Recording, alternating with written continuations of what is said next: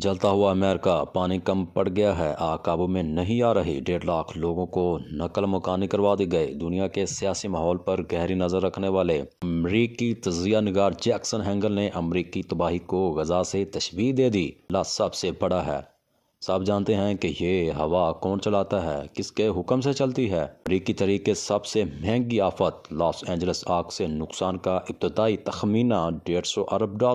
Los Angeles میں ہزاروں گھر جل کر راکھ، خالی گھروں میں ڈکیتیوں کی لوٹ مار۔ لاس اینجلس آتش زدگی کی تباہی پر خوش ہونے والے ہالی ووڈ اداکار جیمز ووڈز کا گھر بھی جل کر راکھ، لائیو شو میں رو پڑے۔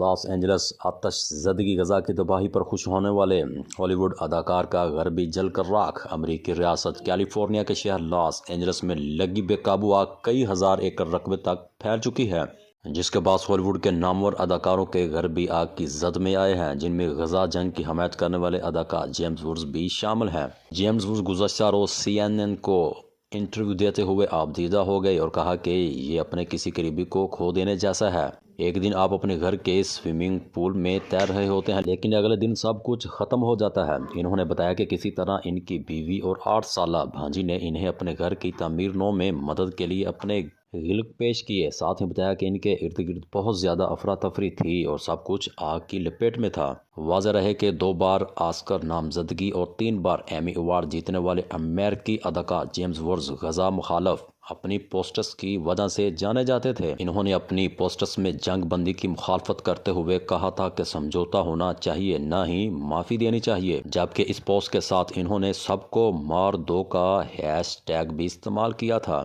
نفرت انگیز پوسٹس اور صہیونی قوت کے مسلسل حمایت کرنے والے 77 سالہ اداکار کا گھر راکھ کا ڈھیر بننے کے بعد CNN پر ان کے انٹرویو پر سوشل میڈیا صارفین نے اداکار کو آڑے ہاتھوں لیا اور اپنا موقف اپنایا کہ انہیں اداکار سے کوئی ہمدردی نہیں۔ صارفین نے انہیں یاد کروایا کہ وہ کیسے مظلوم فلسطینیوں کے گھر تباہ ہونے پر خوش ہوتے تھے۔ ایک فلسطینی شاعر اور سوشل میڈیا صارف نے سوال کیا کہ اب آپ بتائیں، اپنے گھر کو تباہ ہوتے دیکھنا کیسا لگتا ہے؟ اس پوسٹ کا جواب دیتے ہوئے جیمز ووڈز نے کہا کہ آپ کو یہ 7 اکتوبر کے حملے، خواتین اور بچوں کا ریپ اور قتل عام نہیں کرنا چاہیے تھا۔ جو آپ ہوتے ہیں وہیں کاٹتے ہیں، اور صارف کو بلاک کر دیا۔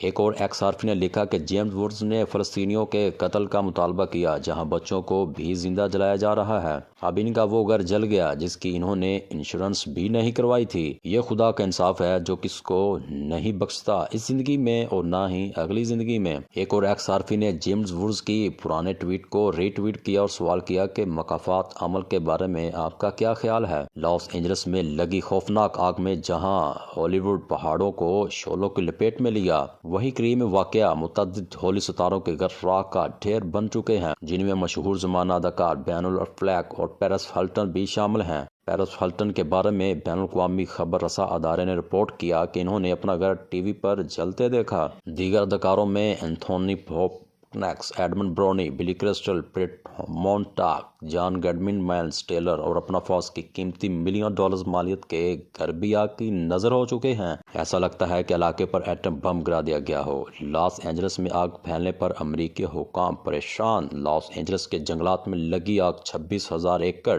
رقبے پر پھیل گئی، 5 افراد ہلاک۔